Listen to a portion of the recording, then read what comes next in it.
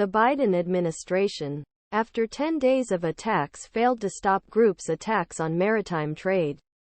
It is drafting plans for a sustained military campaign targeting Houthis in Yemen, which raises concerns among some officials that an open-ended operation could derail fragility of war-torn country. Peace and drawing Washington into another unpredictable Middle East conflict. The White House.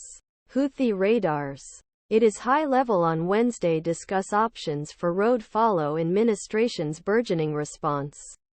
Iran-backed movement, which vowed continue attacking ships on Arabian Peninsula despite almost daily operations destroy its missiles and missiles met with authorities. On Saturday, the U.S. Central Command announced its latest attack on an antiship missile prepared for launch. The deepening cycle of violence is an obstacle to President Biden's goal of halting the spillover. Hostilities triggered by Israel's war against Hamas on the Gaza Strip. Iran on Saturday blamed Israel for the attack on Damascus, the Syrian capital, which killed 5 Iranian military advisors. An Iraqi soldier was seriously injured in the attack on Ain al-Assad airbase in Iraq, where Iraqi and U.S. troops were located. According to an official from the Ministry of Defense, he said a group linked to Iran was responsible. Houthis, one strongest groups of the long-running civil war Yemen, has been involved in more than 30 missiles unmanned aerial vehicle attacks on commercial and military vessels since November. He framed Israel as a means putting pressure on strengthening their position widespread regional environment. Contradiction to the Jewish state. The U.S.'s rapidly expanding reaction is likewise Biden.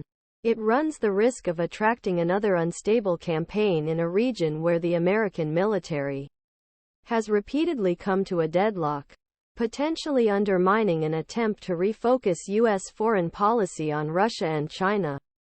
At the very least, to provide a sufficient deterrent so that risk-averse shipping companies can continue to ship via waterways in the region. A senior U.S. official said we are clear-minded about who people are and their worldview about the group, which Biden administration described as a terrorist organization this week. We're not sure they'll stop right away, but we're definitely trying to undermine and destroy their abilities. Biden acknowledged this week that attacks so far failed discourage Houthi leaders who have vowed to take revenge on the U.S. and Britain that contributed attacks in Yemen.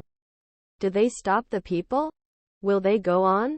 Officials say they do not expect the operation to last for years, as it did in the previous U.S. wars in Iraq, Afghanistan or Syria. As part of the effort, U.S. naval forces are also working to block the shipment of weapons from Iran. The Houthis, which unexpectedly rose from an obscure rebel movement in northern mountains Yemen in the 1990s to rule over vast areas of country by 2015, had previously relied on years AR